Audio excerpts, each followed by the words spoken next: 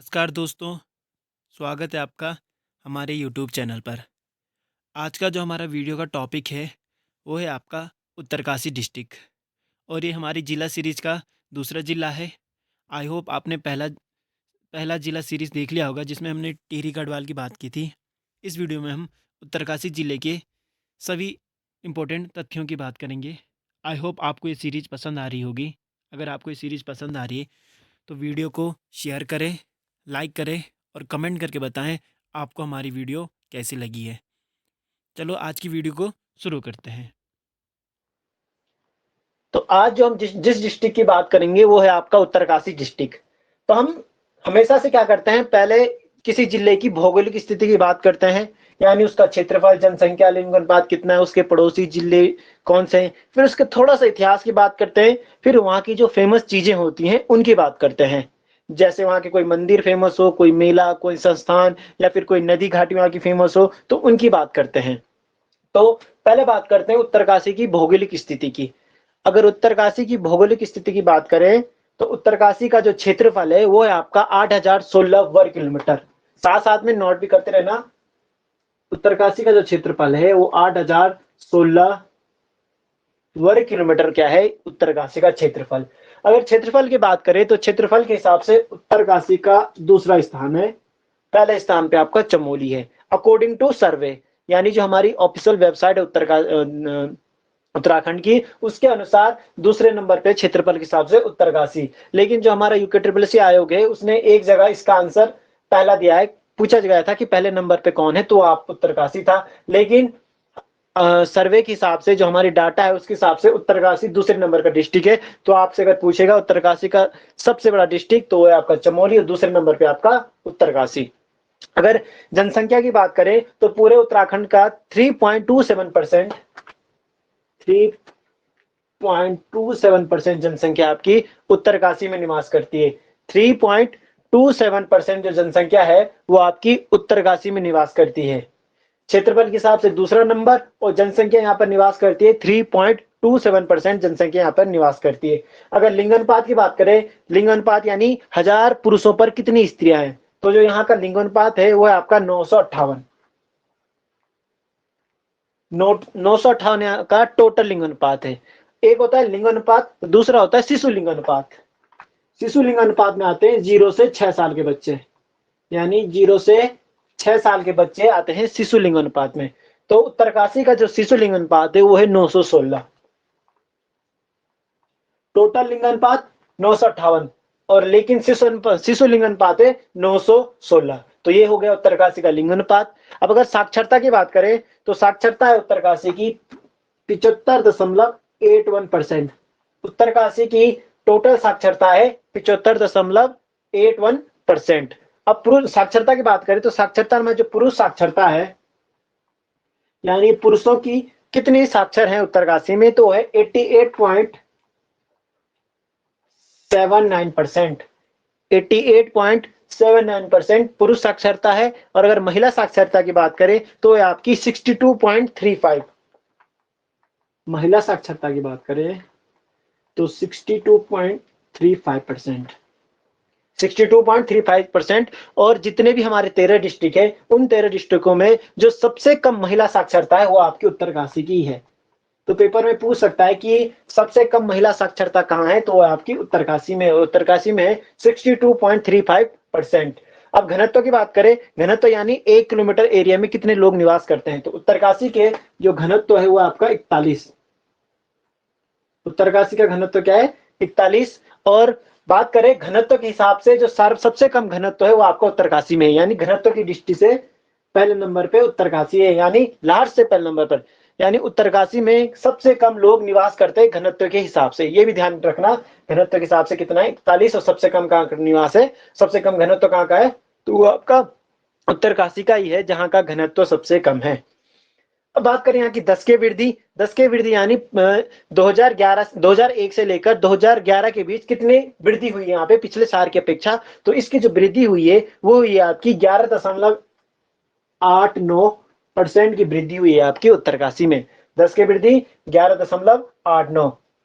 अब बात करें विधानसभा की कि उत्तरकाशी में कितनी विधानसभा सीट है, तो उत्तरकाशी में अभी 3 विधानसभा सीटें, अभी हाल में ही आपका यहाँ चुनाव भी हुआ है, तो उत्तरकाशी में 3 विधानसभा सीटें हैं। अगर ब्लॉक की बात करें तो 6 ब्लॉक और 6 तहसील आपके उत्तरकाशी में है। 6 ब्लॉक और 6 तहसील भी आपकी उत्तरकाशी की करें। अब राजनीतिक आधार पर बात करें तो उत्तरकाशी के जो पड़ोसी जिले हैं, यानी उत्तरकाशी से कितने जिलों की सीमा लगती है, तो उत्तरकाशी के जो पड़ोसी जिले हैं वो है 4। एक है आपका देहरादून, दूसरा आपका टिहरी, फिर है आपका रुद्रप्रयाग और फिर है आपका चमोली। तो ये जो 4 डिस्ट्रिक्ट हैं, इनकी सीमा किससे लगती है? उत्तरकाशी से लगती है आपकी। देहरादून, टिहरी, रुद्रप्रयाग और चमोली। अब बात करें पड़ोसी राज्य, यानी उत्तरकाशी की क्या किसी पड़ोसी राज्य से भी सीमा लगती है? तो आपका आंसर होगा हाँ, एक पड़ोसी राज्य है हिमाचल प्रदेश। तो हिमाचल प्रदेश से उत्तरकाशी क्या लगती है? सीमा लगती है। और अगर पूछे किसी पड़ोसी देश से सीमा लगती है तो हाँ, चीन का जो तिब्बत वाला क्षेत्र है उससे उत्तरकाशी की पड़ोसी सीमाएं लगती है। तो ये तो हो गया आपको उत्तरकाशी का भौगोलिक विभाजन। इसमें जो इंपॉर्टेंट पॉइंट है मैं आपको बता देता हूँ। एक तो आपका ये इंपॉर्टेंट है कि महिला साक्षरता सबसे कम कहाँ है? उत्तरकाशी में। सबसे कम घनत्व कहाँ है? ये भी आपका उत्तरकाशी में है। और क्षेत्रफल के हिसाब से ये दूसरे नंबर पे है। वैसे तो सभी इंपॉर्टेंट है, जो ज्यादा इंपॉर्टेंट है एक ये महिला वाला, घनत्व वाला, और आपका क्षेत्रफल के हिसाब से दूसरे नंबर वाला। तो ये तो इसका हो गया भौगोलिक विभाजन की भौगोलिक आधार पर कितने प्रकार से इसे डिवाइड किया गया, यानी कैसे कैसे उत्तरकाशी का भौगोलिक आधार है। अब थोड़ा सा इसके इतिहास की बात करेंगे कि इतिहास से उत्तरकाशी का क्या संबंध है। अगर बात करें तो उत्तरकाशी का जो प्राचीन नाम था, या फिर पहले उत्तरकाशी को किस नाम से जाना जाता था, तो उत्तरकाशी के 2 नाम थे। एक था आपका बाड़ाहाट और दूसरा था आपका सौम्यकाशी। बाड़ाहाट और सौम्यकाशी ये आपके उत्तरकाशी का नाम था। बाड़ाहाट का मतलब क्या होता था? अगर इसका हम संधि विच्छेद करें तो एक होता है बाड़ा, दूसरा होता है हाट। बाड़ा मतलब होता है बड़ा और हाट मतलब होता है जहां पर कोई दुकान लगाई जाती है। तो पहले क्या होता था, तिब्बत से यहाँ पर भूटिया लोग आते थे और इसी बाड़ाहाट में अपने क्या लगती है, एक दुकान ही लगाती थी, और जिस कारण से इस क्षेत्र को क्या कहते थे? बाड़ाहाट कहते थे। तो एक तो इसका नाम बाड़ाहाट है, दूसरा इसका सौम्यकाशी है। अगर इसके थोड़ा सा इतिहास की बात करें तो उत्तरकाशी में पहले बहुत सारे जातियों ने निवास किया, खस, किरात, कुर्निंद, कत्यूरी सब। उसके बाद यहाँ पर पंवार वंश आए, कुछ समय तक यहाँ पर पंवार वंशों ने राज्य किया, मतलब काफी समय तक। उसके बाद गोरखे आए, लगभग 10 साढ़े 10 वर्ष तक गोरखों ने यहाँ पर शासन किया। उसके बाद अंग्रेजों ने गोरखों को भगाया। फिर टिहरी के जो नरेश थे उन्होंने यहाँ पर शासन किया, और 24 फरवरी, डेट याद रखना, 24 फरवरी 1960 को, 24 फरवरी 1960 को टिहरी से अलग करके बनाया गया आपका उत्तरकाशी, और इसी दिन उत्तरकाशी को क्या बनाया गया? जिला बनाया गया। 24 फरवरी 1960 को टिहरी से अलग करके उत्तरकाशी बनाया गया, और उत्तरकाशी को इसी दिन क्या बनाया गया? जिला। तो याद रखना, उत्तरकाशी की स्थापना भी इसे कह सकते हैं और उत्तरकाशी को जिला भी इसे कह सकते हैं कि उत्तरकाशी को जिला कब बनाया गया? 24 फरवरी 1960। ये तो हो गए इसके थोड़े से इतिहास की बात की। अब बात करते हैं यहाँ की जो प्रमुख नदियां हैं। यहाँ तो ऐसे बहुत सारी नदियां बहती है, पर उनमें से 2 प्रमुख नदियां हैं, जिसमें पहली है आपकी भागीरथी नदी। भागीरथी नदी, भागीरथी नदी की बात करें तो ये आपकी जो भागीरथी नदी है, मैंने जो आपको बताया था अलकनंदा के बारे में भी, तो ये भागीरथी नदी जो आपकी है ये निकलती है आपकी गौमुख ग्लेशियर से, जो कि आपका गंगोत्री से थोड़ा सा आगे है आपका गौमुख ग्लेशियर। वहां से भागीरथी नदी का उद्गम होता है, और जैसे ये गौमुख से थोड़ा आगे बढ़ती है तो गौमुख के ही निकट पर इस पे एक गंगा मिलती है, रुद्र गंगा। गौमुख के पास में एक नदी मिलती है रुद्र गंगा। थोड़े से आगे जाने पर गंगोत्री में, तो गंगोत्री में इसमें मिल जाती है आपकी केदार गंगा। तो ये रहा जैसे आपका गौमुख, गौमुख ग्लेशियर से निकली आपकी गंगा नदी, ये आपकी गंगा नदी है। इससे गौमुख से थोड़ा सा आगे पर इसमें एक नदी मिलती है, जिस नदी का नाम है रुद्र गंगा। लगभग गौमुख के पास ही है आपकी रुद्र गंगा। तो भागीरथी में सर्वप्रथम कौन सी नदी मिलती है? रुद्र गंगा मिलती है, लगभग गोमुख के पास। उससे थोड़ा आगे जाने पर आपका जो मंदिर है गंगोत्री मंदिर, गंगोत्री मंदिर में इसमें एक नदी मिलती है जिसका नाम है आपका केदार गंगा।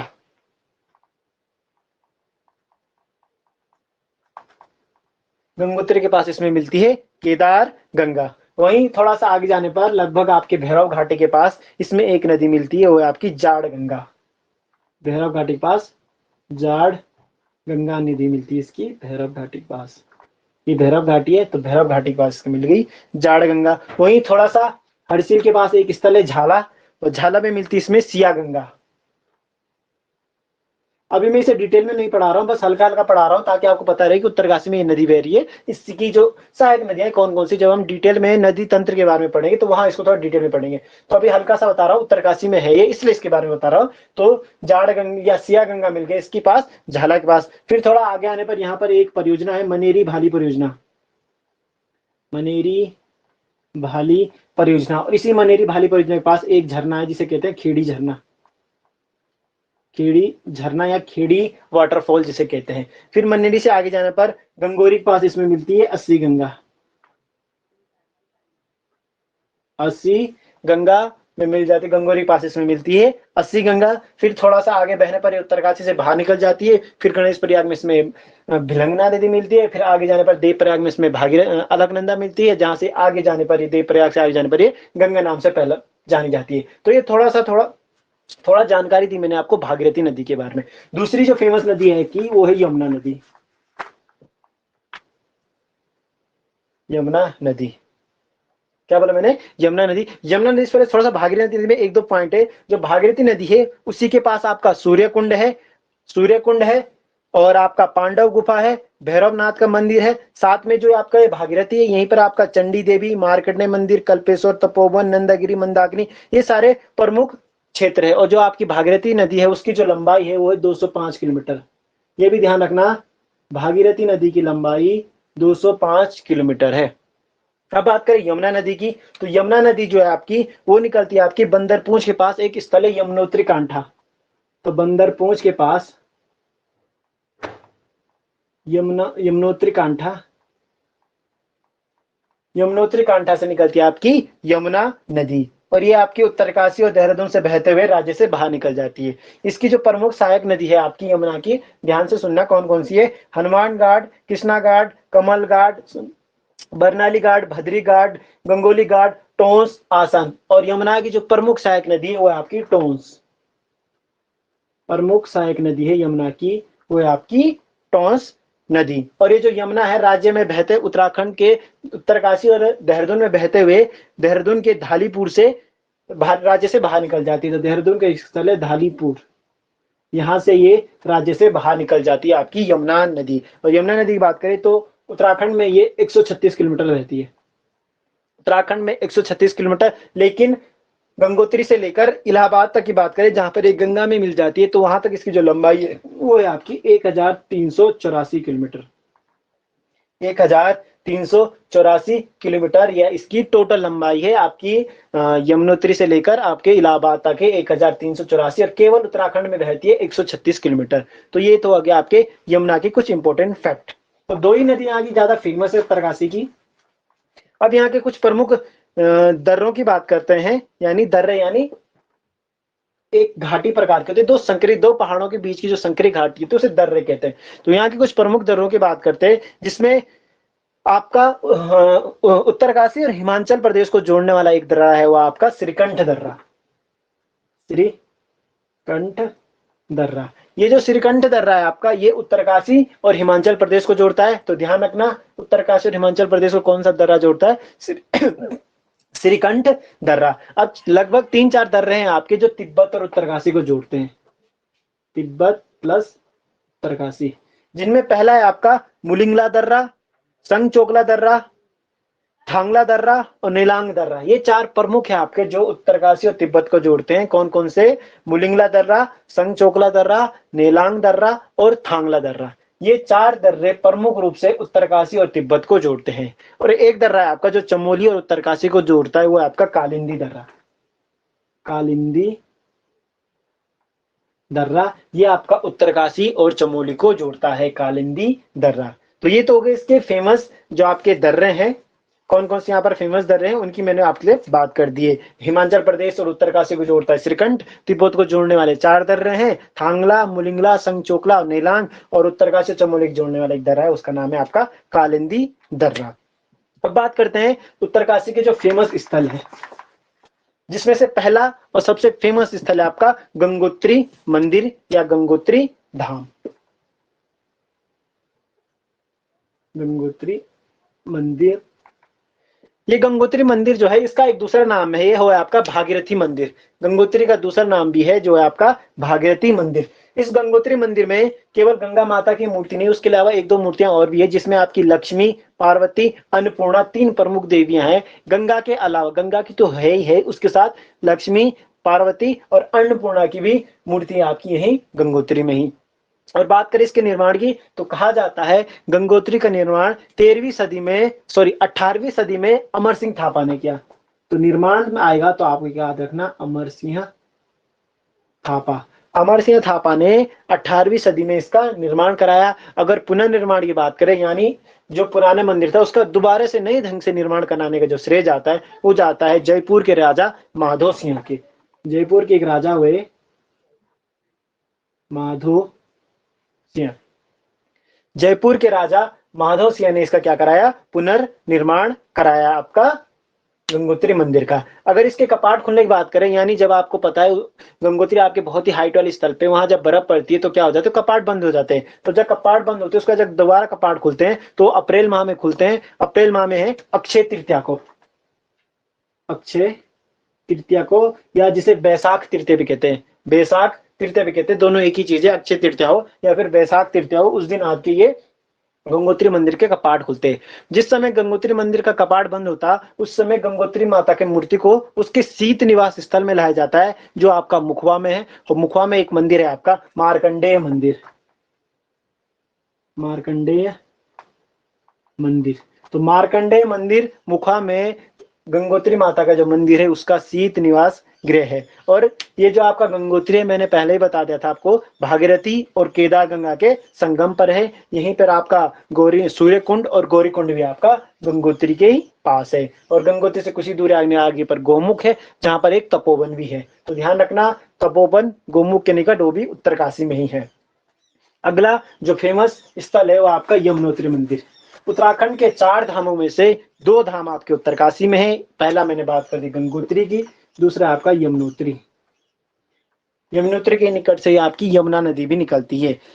तो यमुनोत्री जो है आपका यो यमुना के बाएं तट पर है। पूछ सकता है कि यमुनोत्री यमुना के किस तट पर है, तो यमुनोत्री यमुना के बाएं तट पर है, लेफ्ट साइड, बाएं तट पर है। कहा जाता है कि जो इसका निर्माण है वो आपके प्रताप शाह ने किया था और इसका जो पुनर्निर्माण कराया था वो कहा जाता है महारानी गुलेरिया ने। निर्माण प्रताप शाह ने और पुनर्निर्माण महारानी गुलेरिया ने। और इसका जो शीत निवास गृह है, जैसे गंगोत्री को शरद ऋतु में नीचे लाया जाए तो ऐसे यमुनोत्री को भी शरद ऋतु में नीचे लाया जाता है। तो इसका जो शीत निवास स्थल है वो खड़साली गांव का एक सोमेश्वर मंदिर है। तो ध्यान रखना खड़साली गांव सोमेश्वर मंदिर, खड़साली गांव सोमेश्वर मंदिर। और इसके जो कपाट खुलते हैं सेम जैसे जिस दिन गंगोत्री मंदिर के कपाट खुलते हैं उसी दिन इसके मंदिर के कपाट खुलते हैं। वही आपका अक्षय तृतीया या फिर बैसाख तृतीया, अक्षय तृतीया या बैसाख तृतीया को खुलते हैं। और इसके पास का एक प्रमुख कुंड है वो आपका सूर्य कुंड, बहुत ही फेमस कुंड है सूर्य कुंड। और इतना गर्म है कि अगर इसमें आप कच्चे चावल या कच्चे आलू डालेंगे तो कुछ ही सेकंड में, कुछ ही समय में ये पक के बाहर आ जाते हैं और उसी को यहाँ के जो यात्री आते हैं वो प्रसाद के रूप में ग्रहण करते हैं, ये भी कहा जाता है। और यहीं पर आपका सप्तऋषि आश्रम भी है। और इस गंगोत्री को कालिंदी भी कहा जाता है। इस गंगोत्री धाम को कालिंदी भी कहा जाता है क्योंकि जो आपकी जहां से आपकी यमुना निकलती है या फिर यमुनोत्री पर्वत है वो 3 पर्वतों से मिलकर बना है जिसे संयुक्त कालिंदी भी कहते हैं। इसीलिए शायद इस यमुनोत्री को पहले कालिंदी भी कहा जाता था। और जो आपका बंदरपूछ पर्वत है जहां से आपकी यमुना निकलती है वो मैंने कहा था 3 पर्वतों से मिलकर बना है, श्रीकंठ, यमुनोत्री कांठा और बंदरपूछ।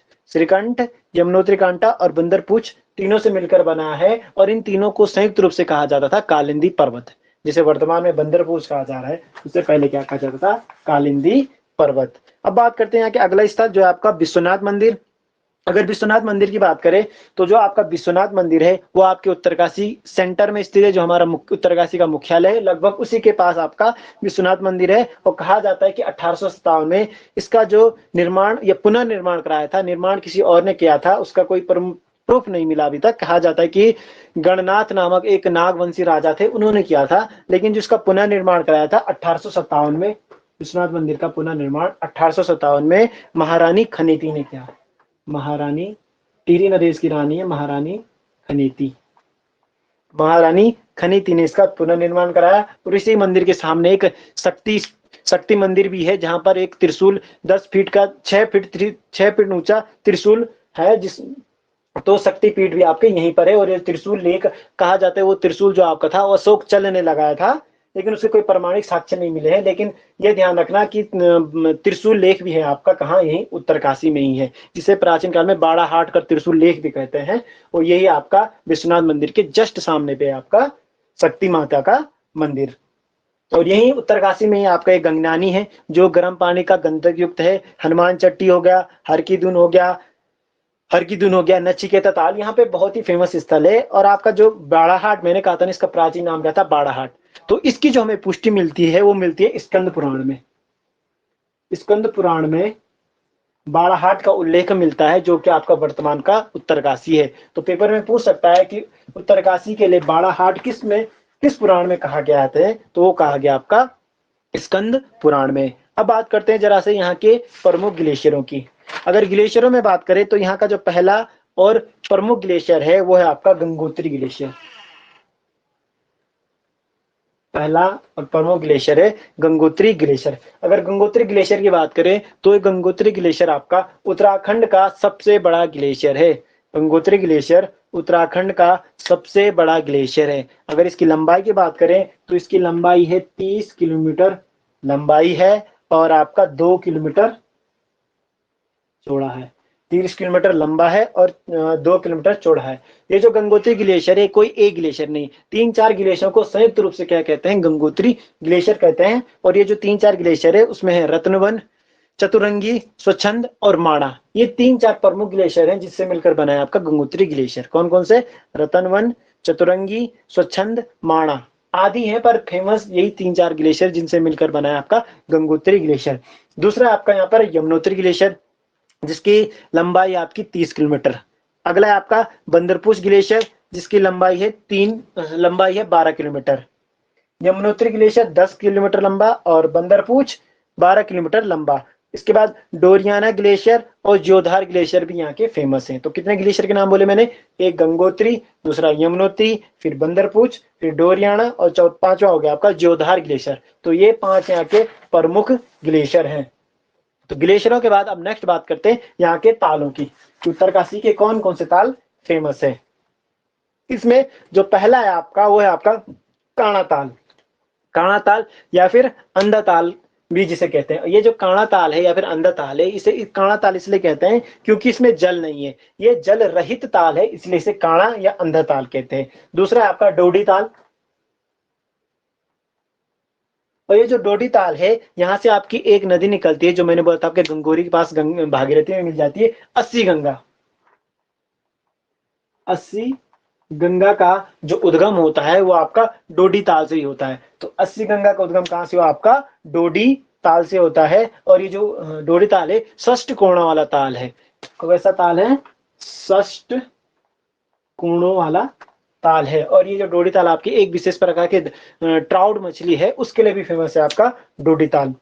उसका अगला है आपका नचिकेता ताल। और ये जो नचिकेता है उद्दलक के पुत्र नचिकेत के नाम पर इसका नाम क्या पड़ा, नचिकेता ताल। उसके अलावा सर ताल, केदार ताल, पंचगढ़ी बाया ताल, इंपॉर्टेंट है पंचगढ़ी बाया ताल। ये जो पंचगढ़ी बाया ताल है ये फेमस है आपके अपना उबलता हुआ जल के लिए। यानी इस पंचगढ़ी बाया ताल का जो जल है वो कैसा है, उबलता हुआ है। उबलता हुआ जल है किसका, पंचगढ़ी बाया ताल के। उसके लिए आप भ्रासन ताल, खिड़ा ताल, रोहिसाड़ा ताल, लामा ताल और देवसाड़ ताल, फिर से रिपीट कर रहा हूं, काणा ताल, डोडी ताल, नचिकेता ताल, सड़ ताल, पंचगढ़ी बाया ताल, भ्रासन ताल, खिड़ा ताल, रोहिसाड़ा ताल, लामा ताल और देवसाड़ी ताल, ये यहाँ के प्रमुख ताल है। इसके अलावा बाकी भी हैं, लेकिन जो प्रमुख ताल है जो एग्जाम में पूछे जा सकते हैं वो आपके यही ताल है। अब बात करते हैं यहाँ के बुग्यालों की। पहले हमने ग्लेशियरों की बात की, फिर हमने ताल की बात की, अब बात करते हैं बुग्यालों की। बुग्याल यानी घास के छोटे छोटे मैदान। यहाँ के जो प्रमुख बुग्याल है उसमें से पहला है आपका केदार कांठा, दूसरा आपका मानेक बुग्याल, तीसरा आपका हरकीदुन बुग्याल, चौथा है आपका केदार खर्क बुग्याल, जो कि आपके गोमुख के पास है आपका केदार खर्क बुग्याल। फिर दायरा बुग्याल, आपका जो दायरा बुग्याल है ये आपका स्कैनिंग के लिए स्कैनिंग परीक्षण के लिए फेमस है, यानी स्कैनिंग का जो परीक्षण होता है आपका इसी दायरा बुग्याल में होता है। और जो एक पर्वतारोही है आपकी चंद्रप्रभा एतवार, तो चंद्रप्रभा एतवार जी ने इस दायरा बुग्याल को मानचित्र पर दर्शाया, यानी पहले इसका पता नहीं था लोगों को, लेकिन इसको मानचित्र पर या भी दुनिया के सामने फेमस करने का जो श्रेय जाता है वो जाता है चंद्रप्रभा एतवार को। इसके अलावा यहाँ पर तपोवन, सोनगाड, देवदामनी, कूस कल्याण, पाला बुग्याल और चाईसिल बुग्याल यहाँ के फेमस हैं। फिर से रिपीट कर रहा हूँ, केदारकांठा, मानेक, हरकीदून, केदार खर्क, दयारा, देवदामनी, कूस कल्याण, तपोवन, सोनगाड, चाईसिल और ताल बुग्याल यहाँ के प्रमुख बुग्याल हैं। तो ये क्या है प्रमुख बुग्यालें हैं। अब बात करते हैं यहाँ की जो जल विद्युत परियोजनाएं हैं। जल विद्युत परियोजना, जिसमें पहली और फेमस परियोजना है आपकी मनेरी भाली परियोजना, जो मैंने आपको भागीरथी नदी पर ही बताया था, मनेरी भाली परियोजना। इस मनेरी भाली परियोजना की बात करें तो यह आपकी भागीरथी नदी पर है और इसको दो निर्माण किया गया, दो आधारों पर, दो बार निर्माण, मतलब दो स्रोतों के साथ निर्माण किया है। दो प्रकार से इसकी मेगावाट का बिजली का उत्पादन किया जाता है। पहला जो इस्तेमाल किया गया, पहला जो शुरू किया गया वो क्या गया आपका 90 मेगावाट का, 90 मेगावाट। और दूसरी जो शुरू की गई वो गई 304 मेगावाट की परियोजना। तो दो परियोजनाएं इस मनेरी भाली में, पहली आपकी 90 मेगावाट की, दूसरी आपकी 304 मेगावाट की। दूसरी यहाँ की पाला मनेरी परियोजना, पाला मनेरी परियोजना ये भी आपकी भागीरथी नदी पर है और 480 मेगावाट की है। तीसरी है आपकी लोहारी नागपाला परियोजना, सेम भागीरथी नदी, लोहारी नागापाल परियोजना भागीरथी नदी। उसके बाद लिमचियागाड़ परियोजना, लिमचियागाड़ परियोजना ये भी आपकी भागीरथी पे ही है। उसके बाद नेटवाड़ परियोजना, नेटवाड़ परियोजना ये आपकी पुरोला में है और ये टोंस नदी पर है। और टोंस की एक शाखा है सुपिन शाखा, टोंस दो नदियों से मिलकर बनी है, रूपिन और सुपिन, और उसकी एक शाखा है सुपिन, तो उस पर आपकी नेटवाड़ मोरी परियोजना। उसके बाद अगली आपकी जखोली सांकरी परियोजना, ये भी आपकी टोंस नदी पर है और 444 मेगावाट की आपकी जखोली सांकरी परियोजना टोंस नदी पर। तो मनेरी भाली परियोजना, पाला मनेरी परियोजना, लोहरी नागपाला, लिमचागाड़, नेटवाड़ मोरी और जखोली सांकरी परियोजना सारी क्या है आपके उत्तर काशी में ही है। अब बात करते हैं यहाँ के प्रमुख मेलों की, यहाँ कौन कौन से मेले फेमस है। जिसमें पहला जो फेमस मेला है वो आपका माघ मेला। माघ मेले की बात करें तो माघ मेले का जो प्रारंभ होता है वो मकर संक्रांति के दिन होता है और मकर संक्रांति से लगभग 6-7 दिन तक ये मेला चलता है आपका। तो याद रखना माघ मेला उत्तरकाशी। अगला है कांठ का मेला, कांठ का मेला, कांठ का मेला। और ये जो मेला लगता है आपका, ये लगता है 16 अप्रैल को। उसके अगला आपका खरसाली का मेला। उसके बाद सेलकू जो आपका फेमस है इधर उत्तरकाशी के क्षेत्र में, सेलकू मेला ये लगभग सितंबर के माह में लगता है। उसके बाद नागराज मेला और बिस्सू मेला यहाँ के प्रमुख मेले हैं। तो याद रखना माघ मेला, कांटका मेला, खरसाली मेला, सेलकू, नागराज का मेला और बिस्सू मेला उत्तरकाशी के प्रमुख फेमस मेले हैं। अब यहाँ के कुछ प्रमुख मंदिर हैं जिसमें मैंने आपको गंगोत्री और यमुनोत्री तथा विश्वनाथ की बात तो कर दी। आपका गंगोत्री मंदिर, यमुनोत्री मंदिर, विश्वनाथ मंदिर, उसके अलावा कुछ अन्य मंदिर है जिसमें आपका एक परशुराम मंदिर है, ये भी आपके उत्तरकाशी के मुख्यालय में स्थित है। दुर्योधन का मंदिर ये नेटवाड़ के आसपास है। फिर दात्रे ऋषि का मंदिर ये उत्तरकाशी में है। कुटेटी माता का मंदिर ये भी उत्तरकाशी में। कंडार देवता का मंदिर भी उत्तरकाशी में। पोखू देवता का मंदिर ये भी आपका उत्तरकाशी में ही है। तो ध्यान रखना यमुनोत्री, गंगोत्री, विश्वनाथ, परशुराम, दुर्योधन, दात्रे ऋषि, कुटेटी माता मंदिर, कंडार देवता मंदिर और पोखू देवता का मंदिर, ये जितने भी फेमस मंदिर हैं ये आपके उत्तरकाशी में ही है। तो ये इसके मंदिर हो गए। अब बात करते हैं यहाँ के संस्थान की, यानी यहाँ पर कौन कौन से संस्थान है। जिसमें पहला और सबसे फेमस है NIM, Nehru institute of mountaineering, NIM, Nehru institute of mountaineering. और ये जो एनआईएम है इसकी जो स्थापना हुई थी वो हुई थी 1965 में।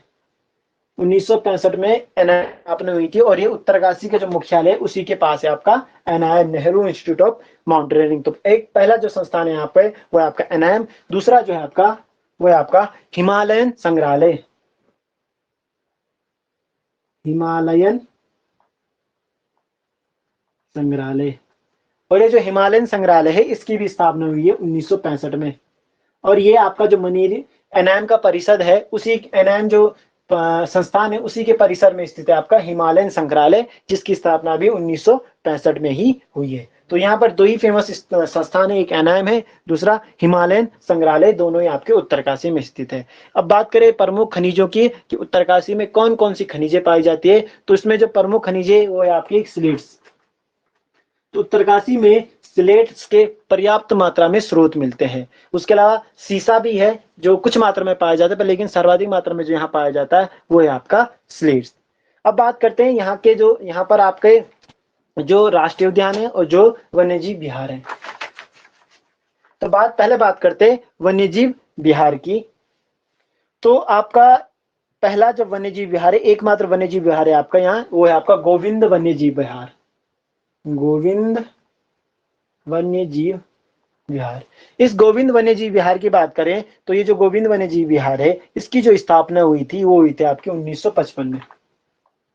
गोविंद वन्यजीव विहार की स्थापना हुई थी 1 मार्च 1955। 1 मार्च 1955। अगर इसके क्षेत्रफल की बात करें तो इसका जो क्षेत्रफल है वो आपका 485 वर्ग किलोमीटर, लगभग 485 वर्ग किलोमीटर क्या है गोविंद वन्यजीव विहार का क्षेत्रफल है। तो इसमें एक ही वन्यजीव विहार है, गोविंद वन्यजीव विहार। और ये जो गोविंद वन्यजीव विहार है ये स्नो लेपर्ड परियोजना के लिए फेमस है।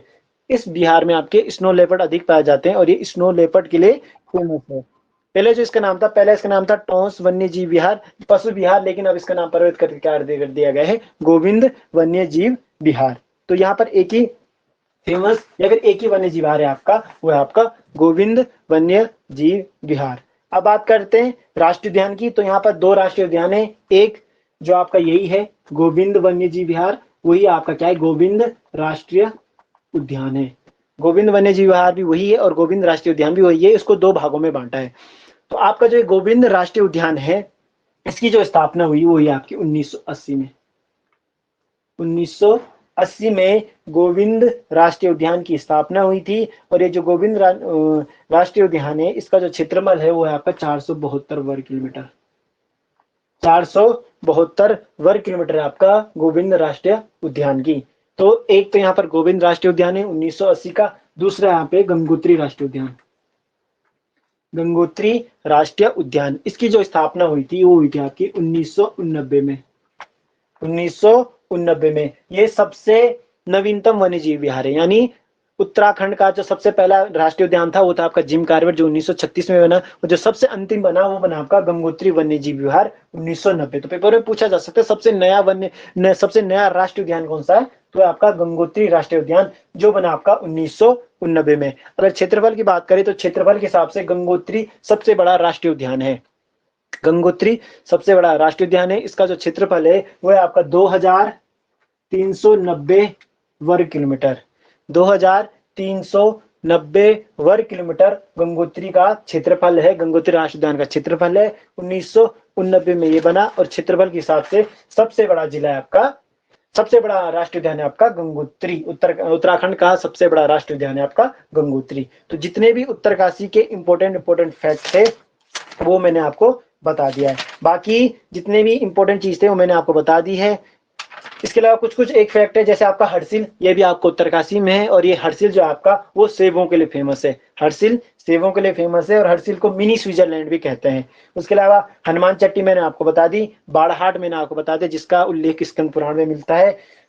उसके अलावा जितने भी फेमस स्थल है मैंने आपको सब बता दी। एक आपकी हरकीदून है और इस हरकीदून को रवाई क्षेत्र भी कहते हैं, ये भी ध्यान रखना। हरकीदून को रवाई क्षेत्र भी कहते हैं। और यहाँ पर आपके जो दुर्योधन की है उसकी पूजा भी होती है, दुर्योधन की भी पूजा होती है आपकी इस रवाई वाले क्षेत्र में। तो ये तो आपका उत्तरकाशी का जितना भी आपका होना था वो मैंने आपको इसमें पूरा बता दिया आपका उत्तरकाशी के बारे में। अगर आपको ये वीडियो पसंद आई है तो प्लीज़ चैनल को सब्सक्राइब करें, लाइक करें और शेयर करें और कमेंट करके ज़रूर बताएं कि आपको वीडियो कैसी लगी है। मिलते हैं नेक्स्ट वीडियो के लिए, तब तक के लिए धन्यवाद।